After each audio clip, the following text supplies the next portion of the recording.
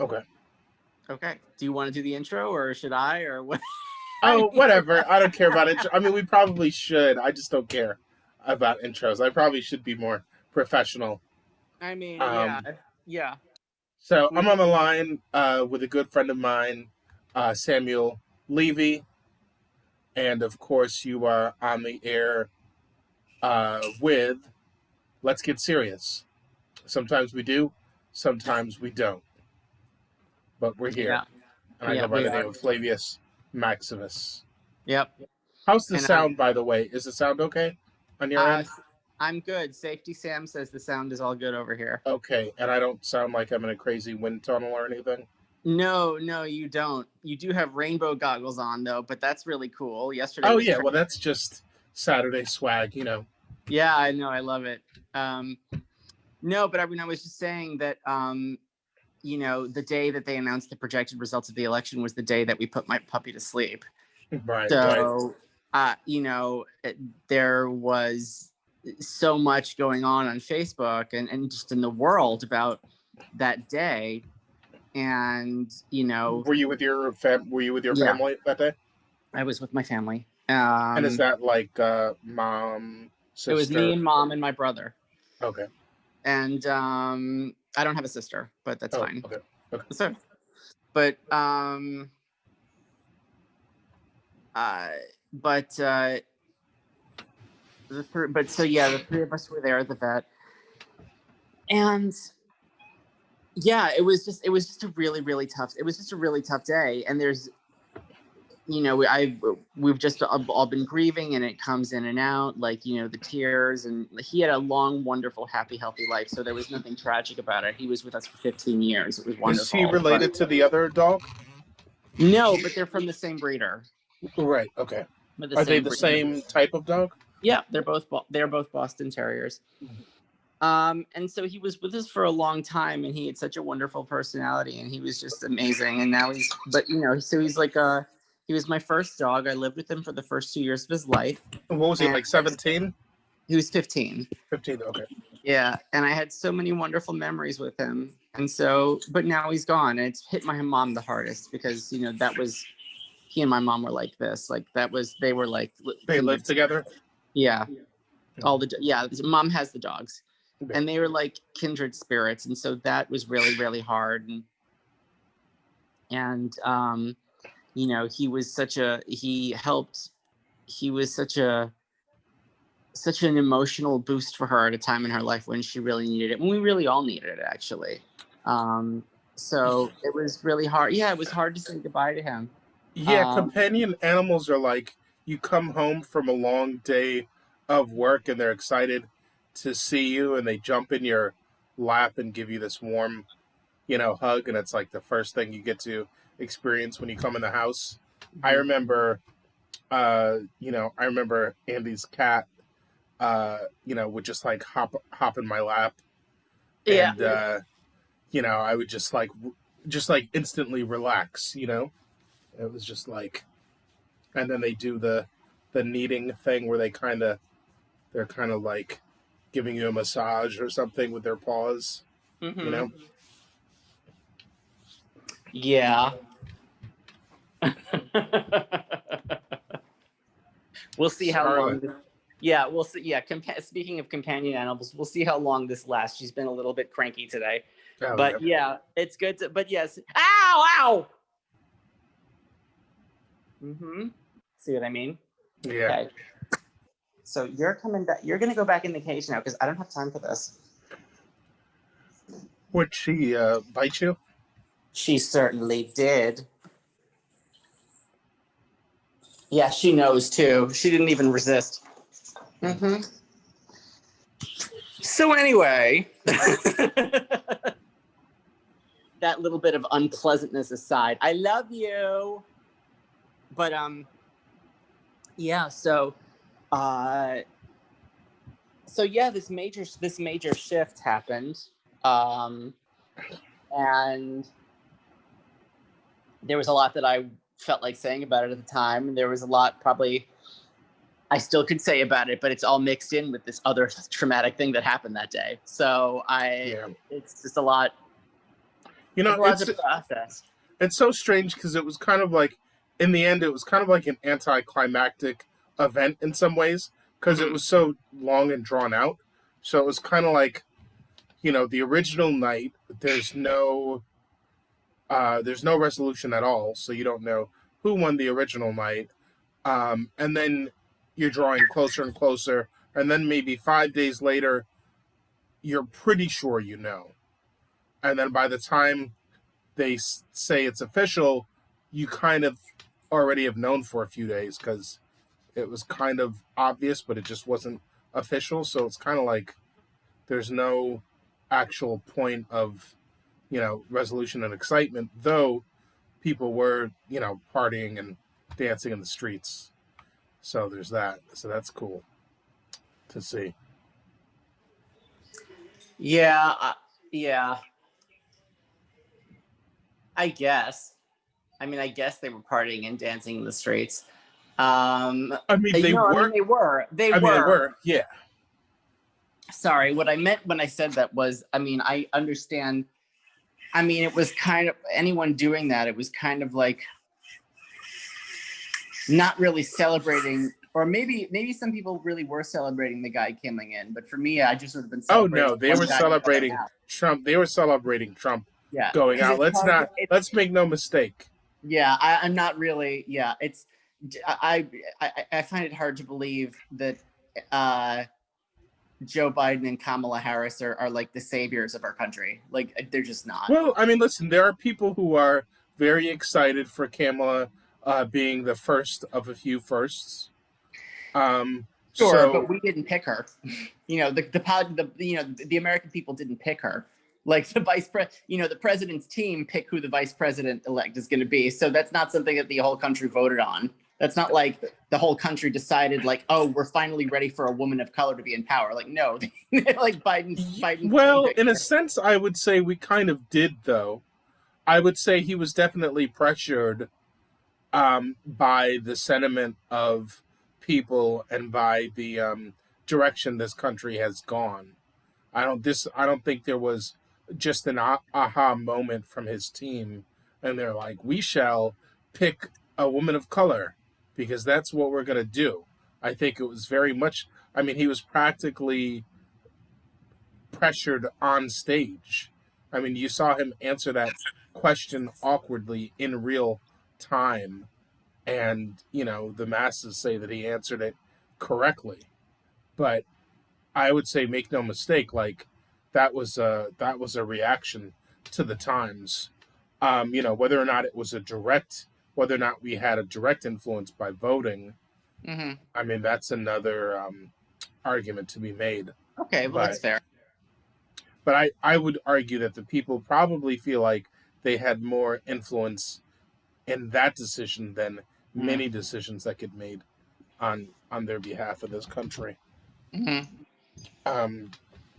But I mean, certainly, whether or not we agree with the sentiment or not, it's certainly out there, and people, people are excited about it. But people are very excited that Trump has left. And they'll be excited. Mm-hmm. I'm probably even more excited when he's actually left the building. I imagine on January 20th there may be a huge, celebration. Yes. That will be that day is certainly a cause for celebration. Yeah. I'm not really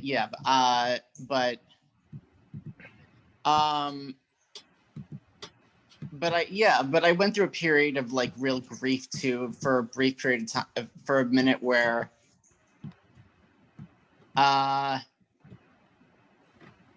because I feel like I voted for Joe Biden, but I felt ashamed of it.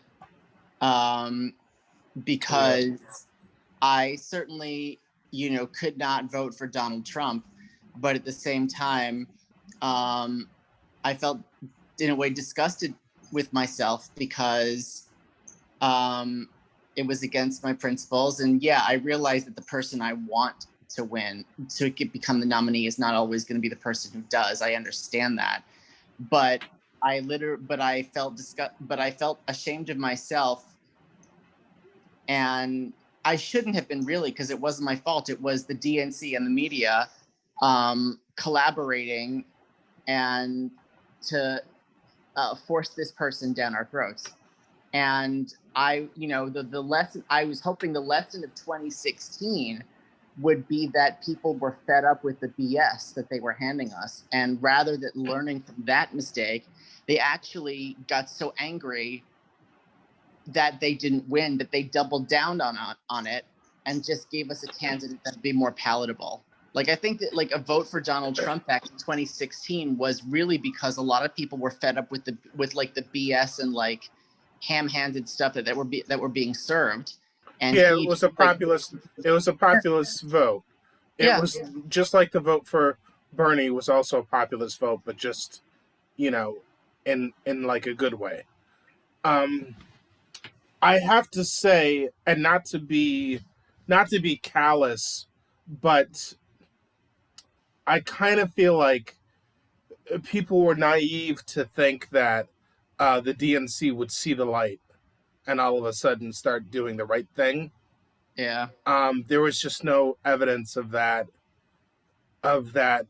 being the way that it is, and it's all the more reason for us to really like fight for more parties and more choices in this country, because it just really shows us how ridiculous the two-party system is, and how for as a Democrat, when you're hearing Republicans say, oh, Democrats are elitist and all that stuff, it's total bullshit because of who's saying it.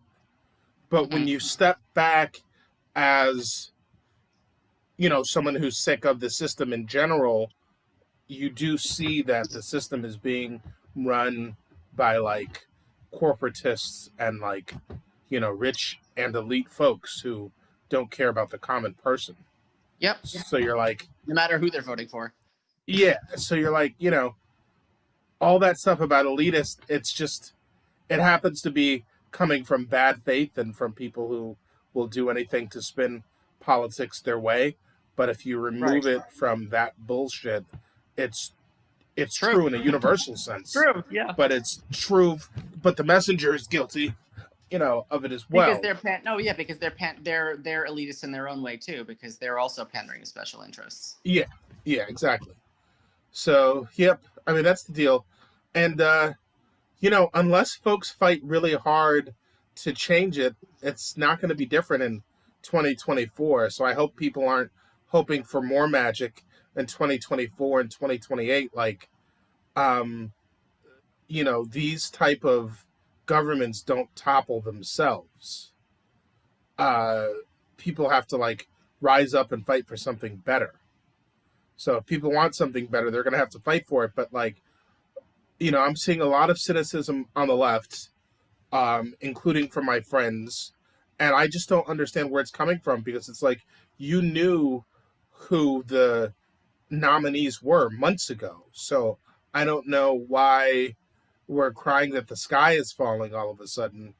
I mean, you knew it was going to be between Biden and Trump. So, like, why is everyone upset now? I just don't get it. The moment Bernie lost, okay, I see that. And then the moment all the Democratic nominees started throwing their support behind Biden, like, okay, I see that. But, to be upset about it now just feels oddly misplaced. I just don't really get it, unless maybe I'm being insensitive and it's just the culmination of a lot of feelings that have been felt for a long time, and now is like the realization, right, of where we are, unless that's like what it's really about. But I mean, like we've said, like the strategy's got to be like listen, like people like AOC right out the gate are already pushing back against the DNC, who's wasted no time in trying to vilify the left and make excuses or just demonize the left. And she's hitting back hard, saying like, we need to like fight for what we need to fight for. Um, and Bernie is like agreeing as well, and the message is good. Like, this isn't crazy radical politics that they're asking for. I mean, they're asking that climate change doesn't kill us, and that people can afford to feed themselves, which really, I mean, to me, like, in no world is anything less than a living wage a radical proposition. Like, that shouldn't even be like leftist politics. Like, $15 an hour is less than you need to survive in many places. So how is that like leftist politics? I just don't get it. Like, 15 should be like, like a right wing talking point. Like maybe somewhere in the middle at the least, but you can't even live off of it. It's like, we're not asking. I mean, well, I shouldn't say we. I mean, I would like a living wage, but a lot of people aren't asking for a living wage, which they should be. But in this country, it's radical to ask that you can make, like, what is $15 an hour, like less than 30,000 a year if you're doing 40 hours. Well, if that's I mean, yeah. I mean, I hear what you're saying. Though I suppose the counterpoint to that argument would be if poverty is such a problem here, and I'm not saying it's not, why do so many people from all over the world still come to this country? Well, the short answer is they don't. That's the short answer. The numbers have dropped drastically. People are not coming over from Mexico in the numbers that they used to come over. And the long answer is, what about the rest of the world, though? I mean, not. It's not just Mexico. Yeah, they're not coming in the numbers that they used to come. And yeah, the world is a very fucked up place. So that's why people want to come here. I mean, even though, we have this attitude of, we've got this spoiled attitude, and people still want to come here. That's how horrible it is in other places. That people still want to come here. Yeah. Like, you go to a shanty town in another country, and it makes our projects look like palaces. So there you go. That's why people still want to come here. Yeah, and all things being relative, everyone could still do better. So, and we should strive for that. So, yeah, definitely, we definitely should. Yeah.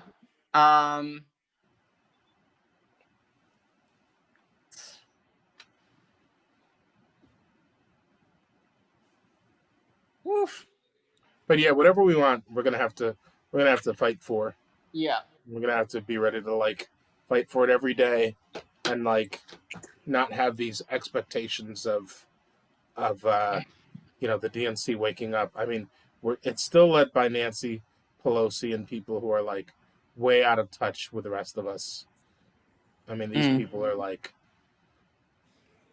Birkin bags. You weren't moved by them all being dressed. You weren't moved by them all being dressed in African garb that day? I was. It was nice. It was a nice touch. I thought it looked pretty good. I mean, I've often joked about how well dressed Nancy Pelosi is, and she's like really well dressed. But then I started thinking about it, and I was like, well, underneath those jokes, I mean, we're probably looking at people who just probably just don't understand how most of us live, Don't get it, don't understand it, just totally don't get it. We pay their salaries. What's that? We pay their salaries. Yeah, well, I mean, someone like that, I don't know. I mean, part of it's good taste, I guess, but I wonder, is that all? I mean, there's got to be, there's other money there, though. That's not, is that just, Do you Oh, that's true. That's true. I right? guess Like I feel like that's lobbyists not. and special interest groups, right? Yeah, Yeah. that's what I mean. I feel like the way that Yeah. she dresses isn't like on a senator's salary.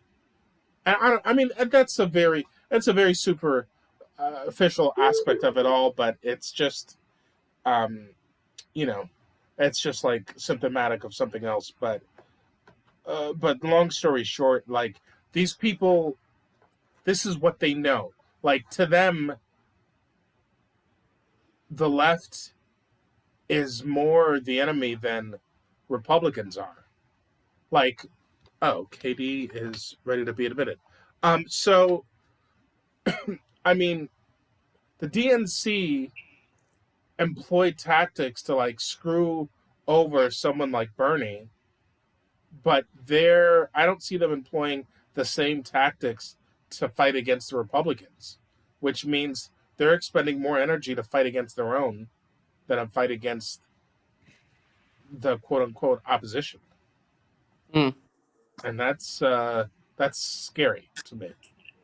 And that's why I started off by saying it's naive to think that the DNC was going to act differently this time around. They've got no reason to. Mm. We are the people are their enemy.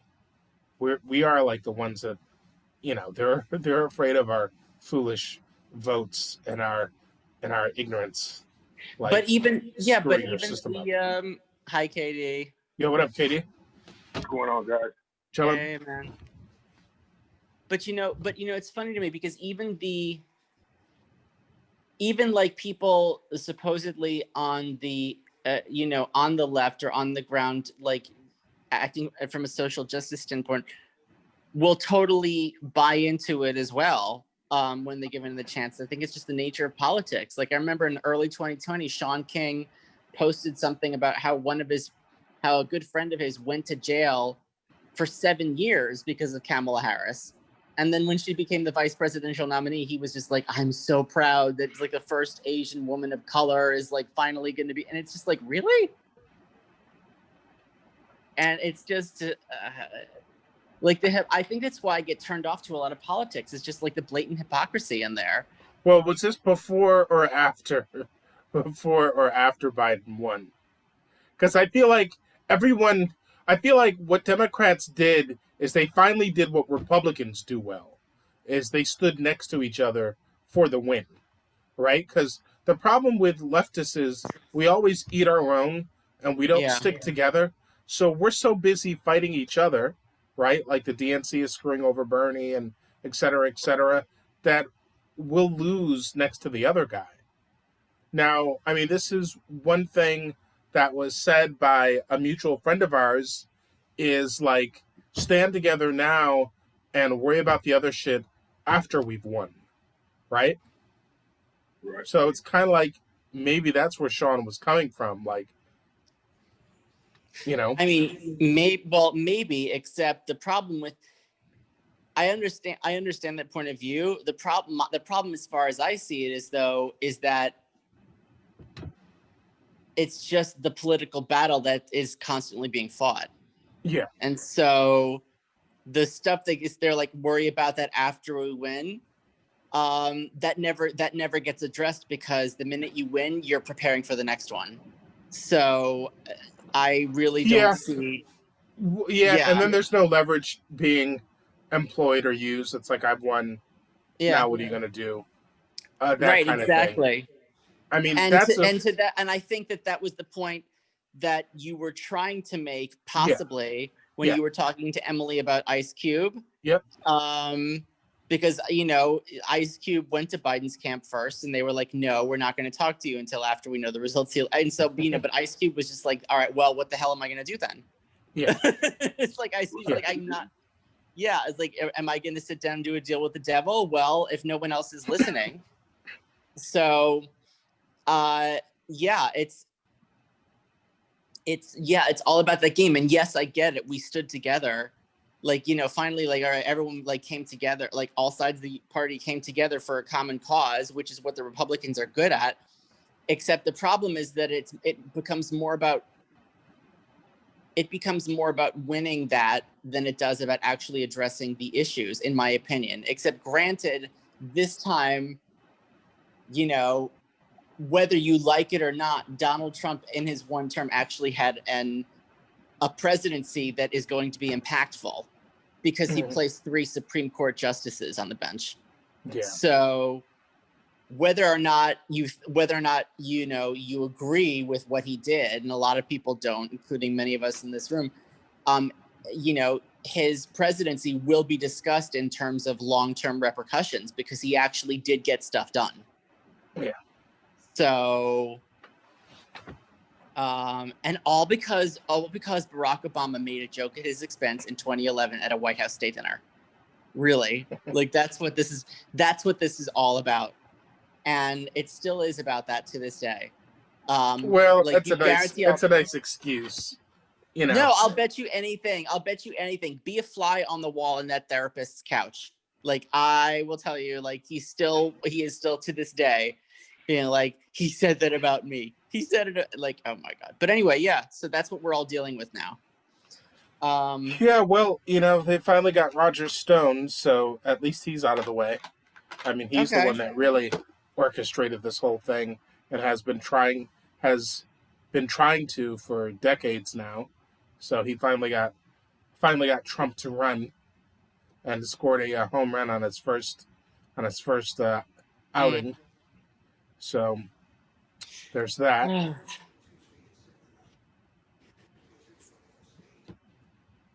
Yeah.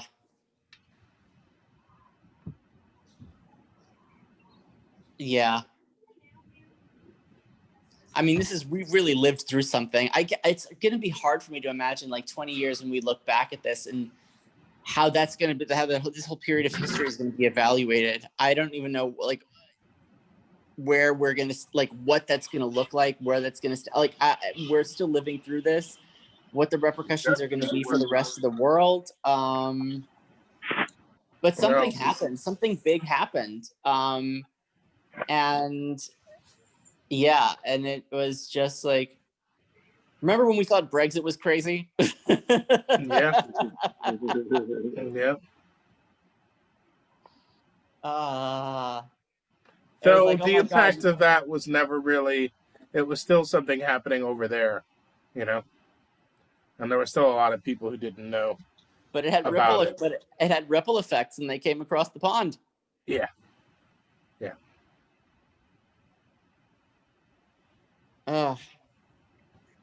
But that's something that that's something that has to be addressed because it touched a chord. It touched a chord with people.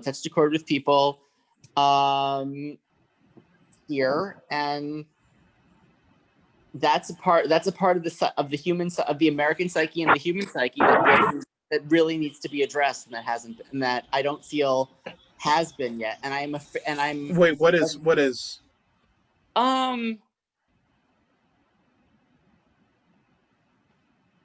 Brexit, you mean?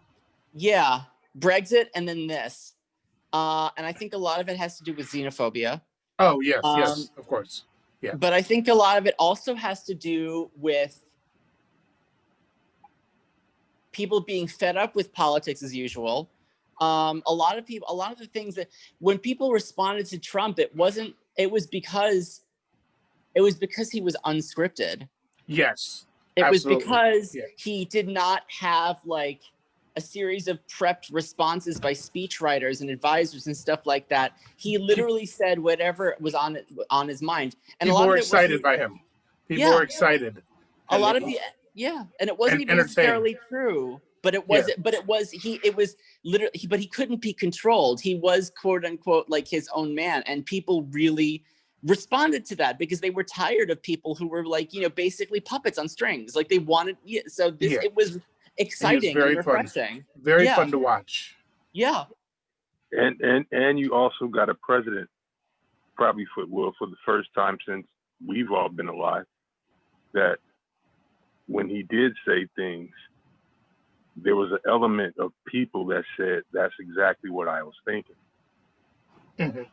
And was afraid, and have been afraid to say out loud, or would get in trouble for saying,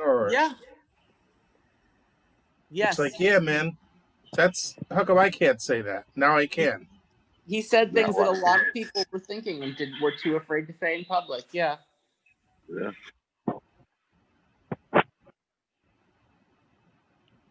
Well, I mean, I think people are afraid of just how horrible they feel like half of this country is now. And I don't think it's as bad as people think. I feel like some of what people see as horrible is ignorance, Just which culture shock. may be just as bad, but maybe not as bad. But yeah, it's. I mean, we're definitely shocked that such a high percentage, like that 1 out of 2 people, would vote for, a devil. Right. I mean, I mean, we all do shit different, but we all still have the same. yeah, I mean, different used to be like vote for John McCain instead of, Al Right. Gore. Right. Yeah. Not like vote for, a proud, racist, misogynist, um, instead of someone else. I mean, this is like different. This is You like know, you know what though? how do you defend it? I actually kind of have to disagree a little bit though, only because I feel like I actually believe that a lot more of the politicians who've been in office actually held views like Trump's. Trump was just open about it, and I Well, no, feel but like that's what we're saying though. I mean, yeah, no one's disagreeing with you that there's a bunch of KKK running around and that there's a bunch of racist motherfuckers that run this shit. Like, yeah, me and Katie are gonna agree with that all day. But the fact that you're that comfortable to put this shit out there like that oh yeah, is just yep. it marks something new and scary. And it's like, and now Well, you something see that like, we haven't seen, and something that we haven't seen probably in our lifetime. yeah, Probably not. exactly. Yeah, people who are like people who are probably in their 70s and 80s have probably seen stuff like this. Yeah, I mean, this is Well, the no, kind of stuff. we've seen it before, but we saw it coming, so we shut it down before it even happened. Remember when David Duke ran for president? Exactly. David Duke, yeah. Oh, that's right. He ran for president. Yeah. Yeah, and we shut it down. That was just like obviously pay that guy no attention. Yeah. For sure. But with Trump, I don't think even the people that voted him in saw this coming. He said it, and people would just dismiss it as, oh, he just talks like that, but he's not gonna do a lot of that stuff he's saying. Like, okay, Yeah, I know a lot of people. if that's how you feel. I know a few people. I may have even been one of them who were just like, "Oh, he's just like a country club racist. He's not real. Like he's not real." Right. Yeah, I know a lot of people like he that. Might kick you out of his property. You know what I'm saying? Like one of his property, he might kick you out of that. Yeah, I exactly. don't think he'll try to kick you out the country. Right. You know what I mean? Yeah. I mean, so so there's that. Wait, hold on. I just lost my train of thought. Oh no, I had something really good. I'll be back. I'm gonna grab my drink. Okay. That's seriously. And whenever you turn your camera off, and it's just that's just like Andy giving the finger. Right?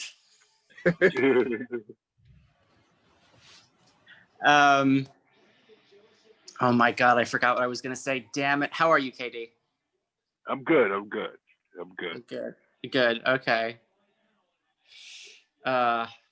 You know what? Fine. I'm gonna turn my camera off too. About to go through I didn't know if he was recorded. I was smoking. That's why I didn't. Well, but he's still recording. Oh shit. Dude. I was smoking a turkey for the holiday. That's all right. Listen, you're not on a Zoom work conference call. But listen, but this will still get uploaded. So, Right. oh man, I mean, what good is it to like not want people to know? Anyway, all right. Right. All right, let's just glide right over that. Let's just glide right. Oh, and you can't see now, but Scarlett is being very vocal, and she's like being all opinionated right now. Are you gonna start talking again, or are you gonna be quiet now that I put you on blast? Look at you, Scarlett. Yeah, are you gonna start Like the shit out of you again. Yeah, she'll bite the crap out of me again.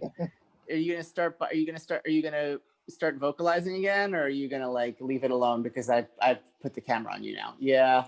Thug birds. Yeah. Did you hear that? Sounds like when thugs Yeah, fly. I heard that. When thugs fly? Oh. Yeah, when thugs fly.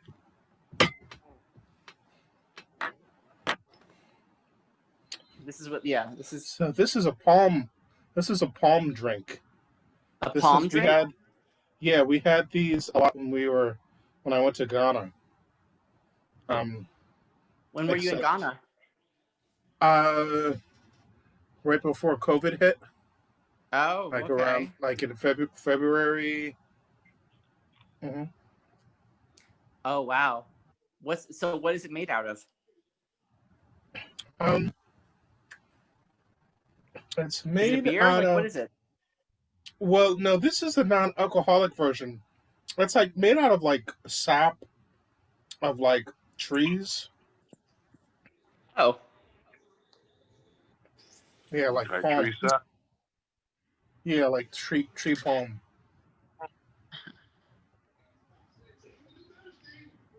Like you can make palm oil. Is it thick? No, it's not really thick.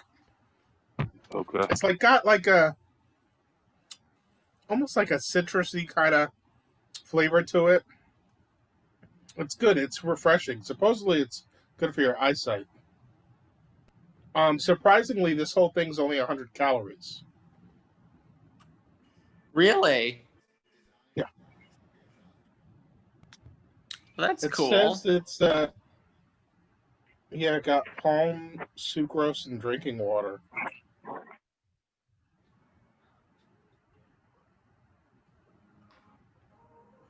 But there's a good alcoholic version too. Palm, sucrose, and water. That's all it's in it. Is it good? Yeah, it's refreshing. It's good. Cool. It inspires me. I'm gonna go refill my glass of watermelon juice.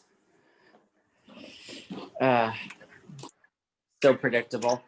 I don't know. Oh God, I have to. My apartment's such a mess. Okay. So, would you have a big container of watermelon juice? No. I'm on my last bottle. No, I order them from Fresh Direct, but they usually come here. Get off. Thank you. Do they come in like nice. 16 ounces? 16-ounce bottles? Sometimes the small bottles are 12. The large ones are 32. So it's just called water. It's called watermelon water, and I love it. Why I was drink my watermelon is supposed to be like one of the most refreshing things you can have. Yeah. Yeah. It is.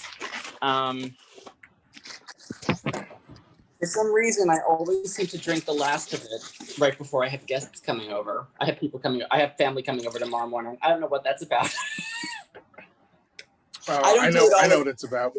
I don't do it. No, I don't do it all the time. I think I'm just like overanalyzing myself. It's subconscious. You're like, you're not gonna get the last of my watermelon juice. Which is not. Yeah, it's really not nice because you're supposed to have like. I swear I'm not like this all. Well, I don't know what you can. No. You can have different things for the guests, right? You can have stuff you can have stuff that's for you, and then you can have like lower tier stuff for the guests. You know, like maybe lemonade. They get Stop putting lemonade. me on blast like You that. get You're gonna watermelon make me look juice. like a bad host. You'll never come back to my place. Hey, Especially there's nothing after wrong with lemonade. No. Lemonade is perfect for guests. Especially after I just finagled an invite up to Katie's basement bunker. I can't be looking like a bad host right now.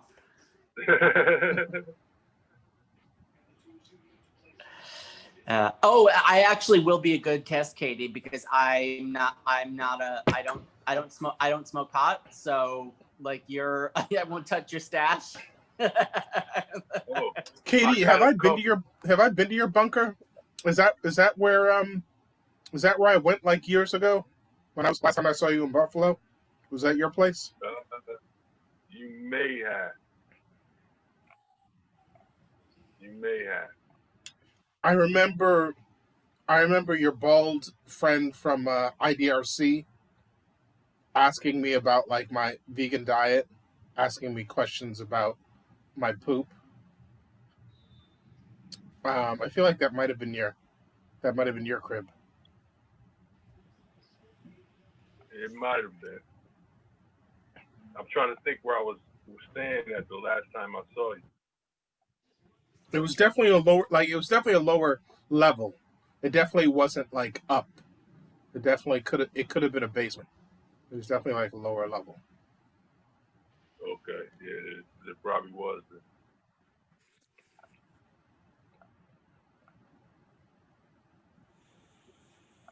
So if the world comes to an end, you know where to come. Yeah, man. I just saw this movie called Greenland, where they were searching for this bunker for the end of the world. It was actually a pretty good movie. It was like these comets were like hitting. A comet had broken into a ton of pieces, and they were all like hitting the earth, and they were all trying to certain people had been chosen for a lottery to get flown out to the bunker. It's a Gerard Butler movie. It's pretty good. Oh, it's Gerard Butler? Yeah. All right. Well, I actually hadn't seen it, but based on the synopsis, I had made my own speculation about how the film would end. But now that Gerard Butler's in it, I recant that because I don't know how it's going to end now. But it's interesting. Okay. Okay. So yeah, no, I was gonna guess it was gonna be like super lefty cynical and be like, by the time they get to the bunker, it's been raided and they're all gonna starve or something. I don't know. I won't tell you. It was surprisingly good because, you don't know how another apocalyptic movie is gonna be, but this was surprisingly good. There was stuff going on like. I realize sometimes they do things in movies to kind of piss you off. Like you look at some of the characters and the decisions that they make, and they really piss you off, and it really draws you into the movie more. Mm. And they did that. That's why. Sometimes I wonder if it's. That's why in movie theaters people get yelled at a lot, and like the audience will be yelling at the characters. Exactly. That's why that happens. Yeah, exactly. It's definitely one of those. One of those. Like, people would have been yelling at certain characters, calling them stupid, and like, you'd look at certain characters saying, I would never do that. I would never let that happen to my kid, or I would never make that decision. That's why you always go to the horror movies. What happens in the horror movies. Yep. Yeah, there was that movie. Don't go in there! Don't go in there! There was that movie about the tsunami that happened back in like 2004 or whatever it was. And that had some decisions made that I thought were very shady, and I'm like wondering if that was supposed to be based. I mean, was that the actually, one? Yeah, it was based on it. Was that the one with Naomi Watts? Yes. Oh, she got the Oscar nomination for that. I remember that. The Impossible. Oh, did she? Yeah. The Impossible. Yeah, yeah. Who's the guy in that? Let me double English check. guy, I think. I think it's Ewan McGregor. Oh And I yeah, it think he's was. Yeah. And I think he's Scottish. Yeah. Oh, Scottish. Okay. Yeah, some of the Yeah. decisions made in that movie are absolutely ridiculous. Like, and I'm wondering, like, is this how it really happened? Because I mean, no parent should have made those decisions, even in that fucked up situation. As a matter of fact, especially in that fucked up situation. I mean, he ends up. So it's him and two of his kids he's with, and then it's the wife and then another kid. The wife and the other kid think that the husband and the other two youngest kids are dead. He decides to look for his wife, but he leaves his two little kids in order to look for his wife. And I'm like, this is ridiculous. And they're in a foreign country where no one really speaks their language. Everything's in chaos. They're looking for bodies and people. And like, so you're going to send this kid with some random strangers in this truck and have them go up some mountain. And then you're going to try to find your wife when it's impossible to find everyone. And then you're going to trust that you're going to make it back to your kids and that they're not just going to be like lost forever or like gone somewhere. It was very hard to believe that somebody would act this way. But I don't know. I don't know how much of that they took from what actually happened. Well, let me go back to this page.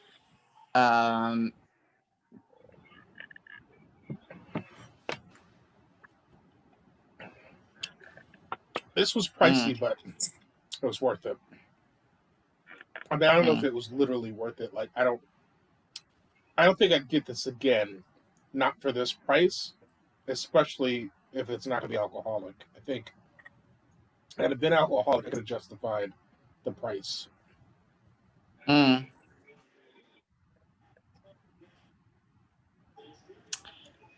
Wow, I'm reading the synopsis of this movie. This looks really intense. Oh yeah, it is. It is. But I didn't see the movie. It's a synopsis, so I didn't see everything that happens in the movie. So it looks like. Wait, which one are you talking about? Which movie The are you talking about? Impossible. Oh, The Impossible. That's a movie with the tsunami. Yeah, no, but